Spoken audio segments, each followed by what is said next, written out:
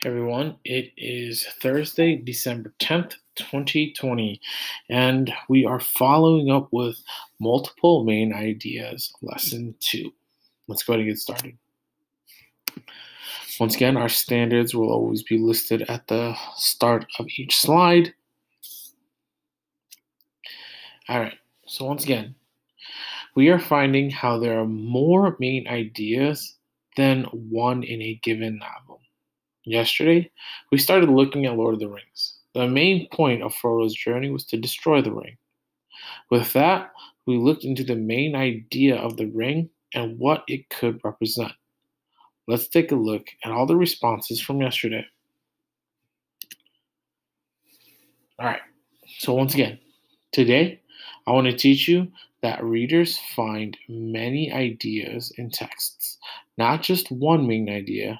To find these ideas, readers pause after each smaller chunk or section of a text to ask themselves, what was this part of the text mostly about?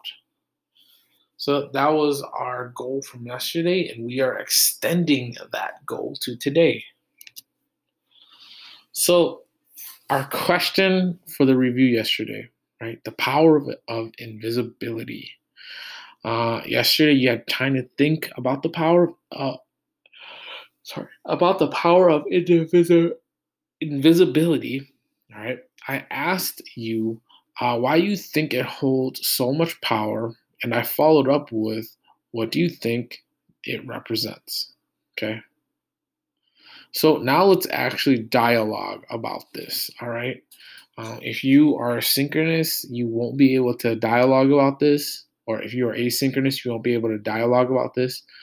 But if you really want to, okay, please send me an email about what you think the power of invisibility is. Okay. All right. So here are some main ideas of the power of invisibility. Okay. Identity. Who are you? And what do you represent behind closed doors? So the power of invisibility makes you unseen. And if you are unseen, that means you are able to do anything you want to do, right? So that means once you put on the ring, right, and you become invisible, nobody can see you, nobody has evidence of anything, okay? Then are you the person who will steal all the money in the bank, right? Because nobody will see you steal it when you're invisible, right? Or will you sneak into the chambers of the president, right, and listen in on secret conversations and give intel to other countries, right?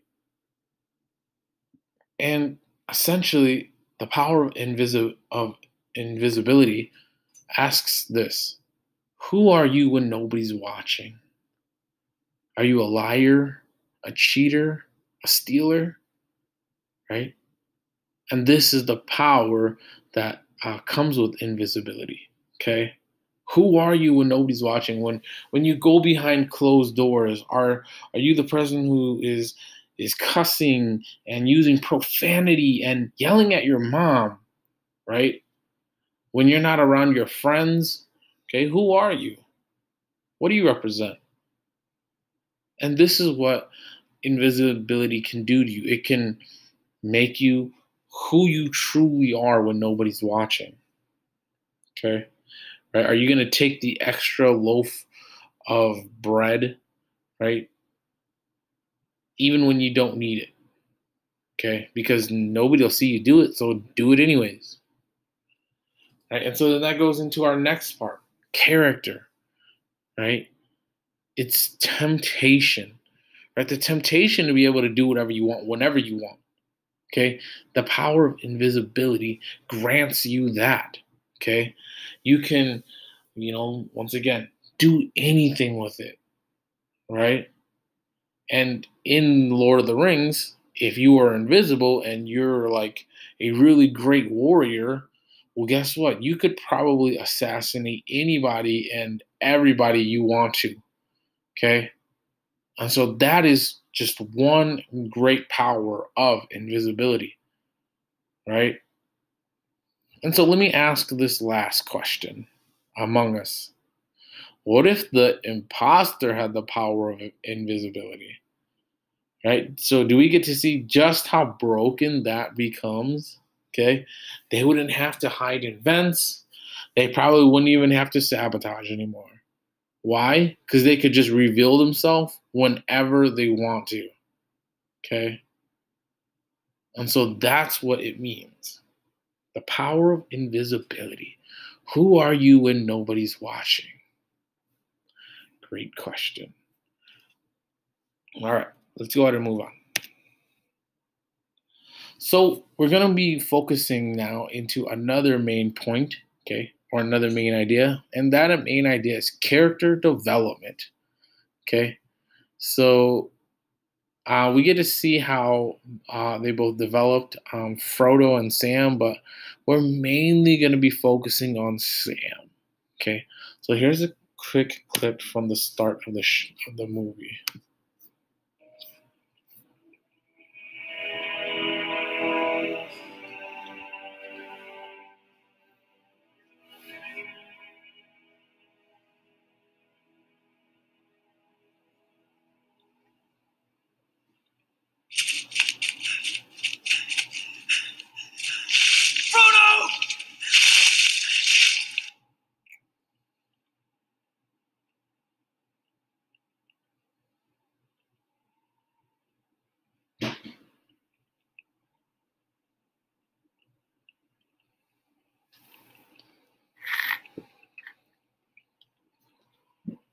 I wish the ring had never come to me. I wish none of this had happened. So do all who live to see such times, but that is not for them to decide. All you have to decide is what to do with the time that is given to you.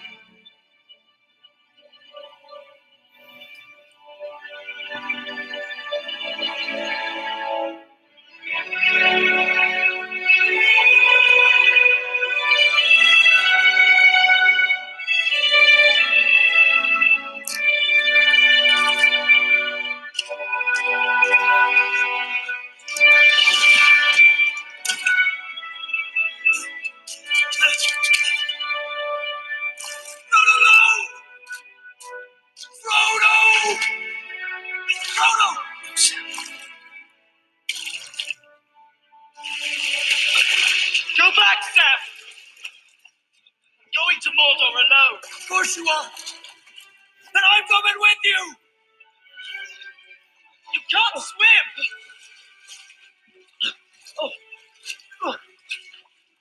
Sam!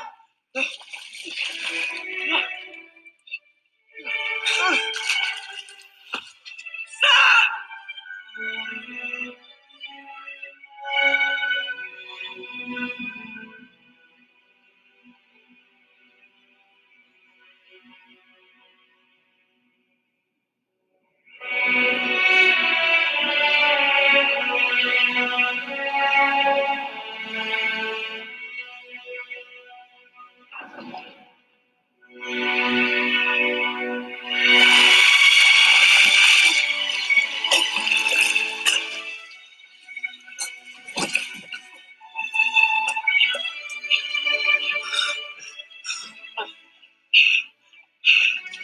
I made a promise, Mr. Frodo.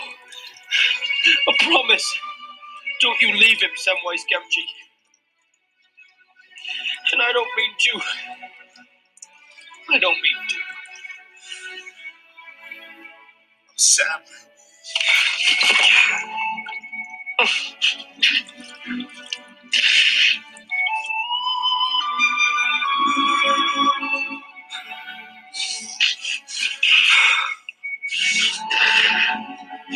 Come on.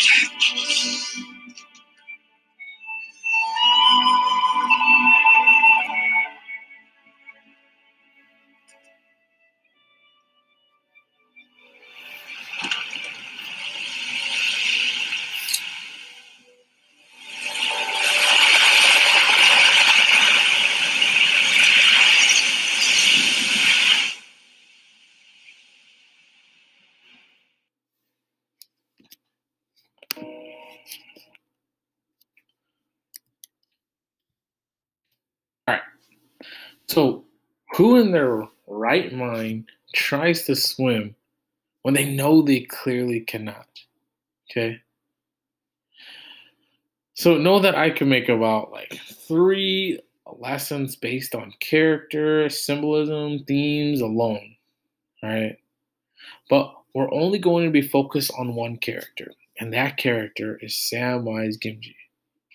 This is the first look at Sam as we start our journey. Or this is the first look at Sam as they start on their journey to destroy the One Ring. Okay, so man, Sam looks and seems pretty weak, right? Would you want to take somebody like that with you on a trip to save the world, right? So after watching that first clip, what are some of your thoughts and impressions on Sam? All right, so go ahead and answer that in the discussion post. After we discuss, let's go ahead and get on to the next clip.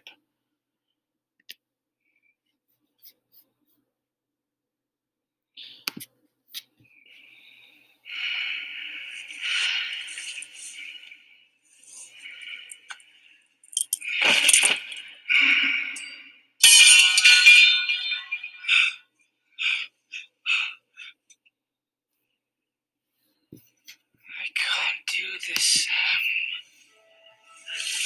I know. It's all wrong. By rights, we shouldn't even be here.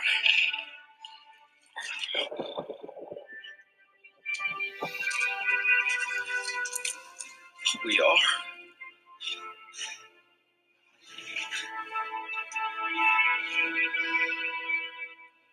It's like in the great stories, Mr. Frugal. The ones that really mattered. Full of darkness and danger they were. And sometimes you didn't want to know the end. Because how could the end be happy?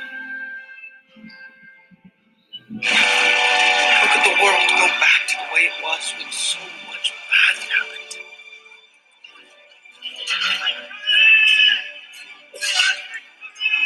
But in the end, it's only a passing thing.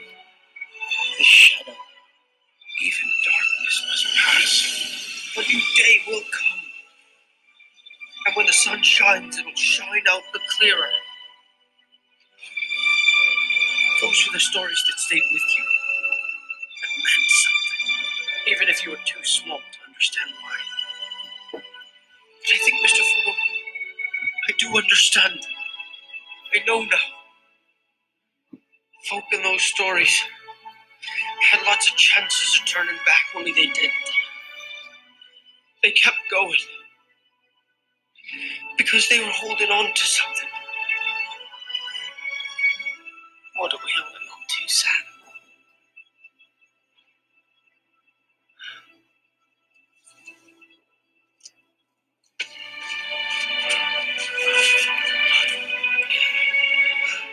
There's some good in this world, Mr. Frugal.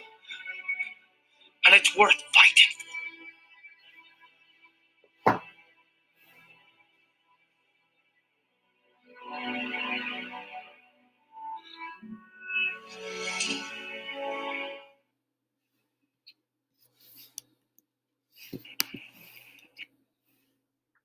All right, so here we see Sam developing, right?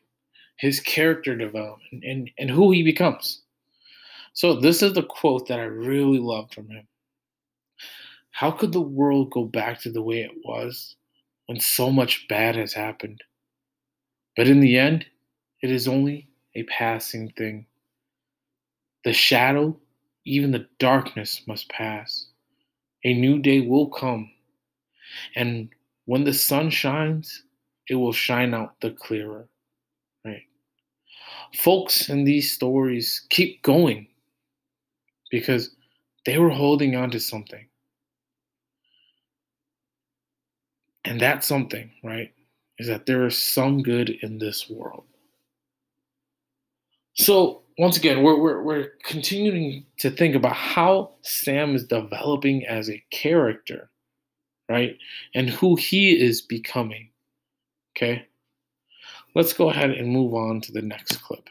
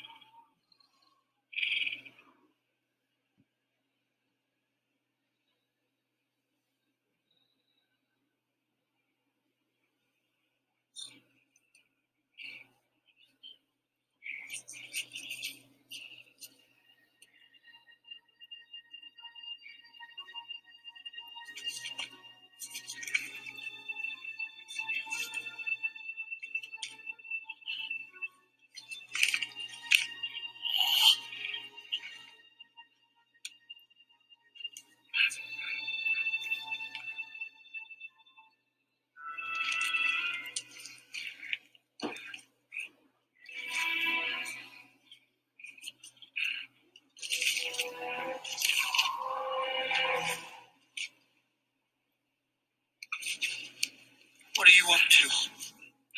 Sneaking off, are we? Sneak? Sneak? That habit is always so polite. Smeagol shows them secret ways that nobody else could find. And they say, sneak! Sneak! Very nice friend. Oh, yes, no, precious, very nice. All right. You just startled me is all. What were you doing? Sneak. Fine. Have your own way. Sorry to wake you, Mr. Furl. We have to be moving on.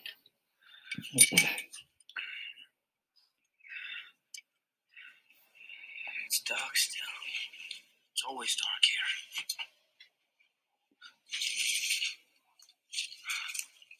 It's gone. The elven bread. What? That's all we have left. He took it. He must have.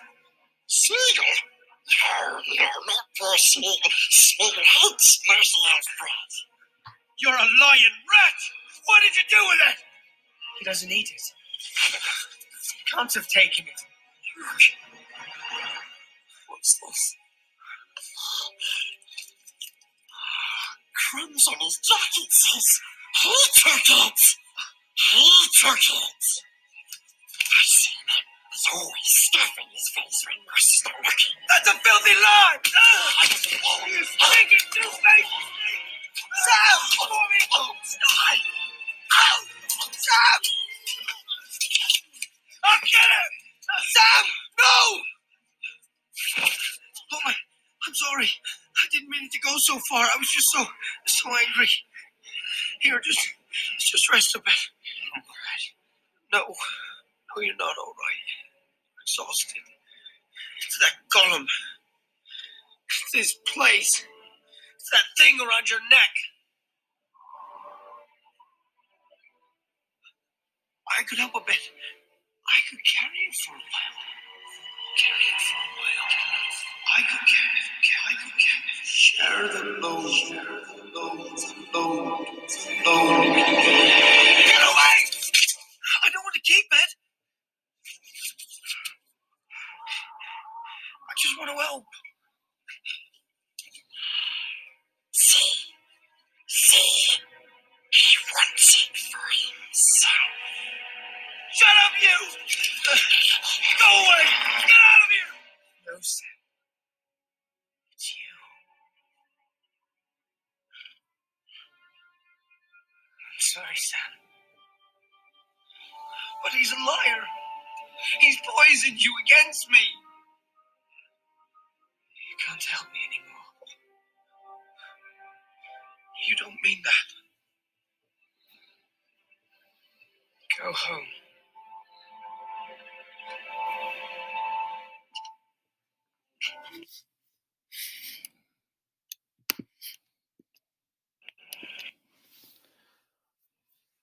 right. So Sam tries to look out for things, but he doesn't for the things that he doesn't trust, right? So he cares a lot about Frodo. Okay. So from seeing that scene, right, and thinking about the first scene that we saw, where Sam couldn't even swim, okay, how much character change has he already developed now? All right.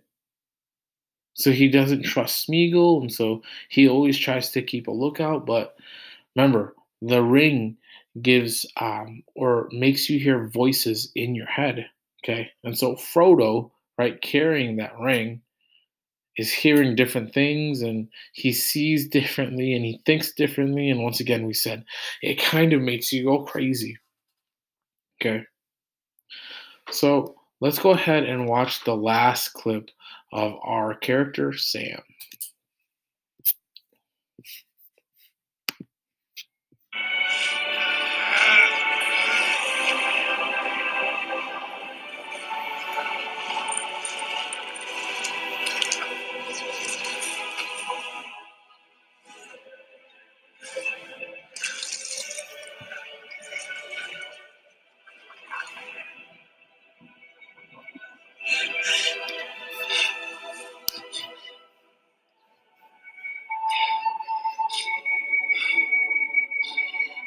Do you remember the Shire, Mr. Frodo? It'll be spring soon. The orchards will be in blossom, and the birds will be nesting in the hazel thicket. And they'll be sowing the summer barley in the lower fields, and eating the first of the strawberries with cream. Do you remember the taste of strawberries? Sam, I can't recall the taste of food. The sound of water, touch of grass. Naked in the dark. There's nothing, no veil between me and the way of fire. I can see him with my waking eyes. Then let us be rid of it. Once and for all. Come on, Mr. Frodo. I can't carry it for you, but I can carry you. Come on!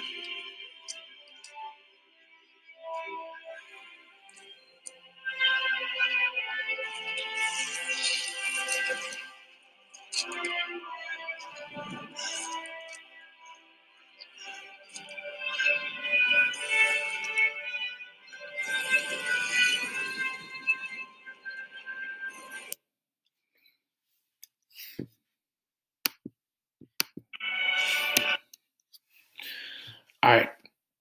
So that was the last bit of Sam that we got to see, and which draws near to the ending of the Lord of the Rings, right?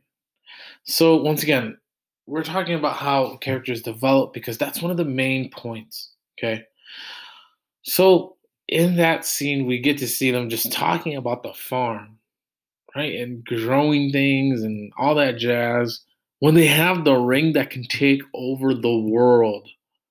Remember how in yesterday's lesson I was telling you that um, they are less tempted, right? And so they're more immune to temptation because they don't get to see the big things of the world, right? Like politics and how that can change everything. Okay? But they really care about their farm and living a simple life.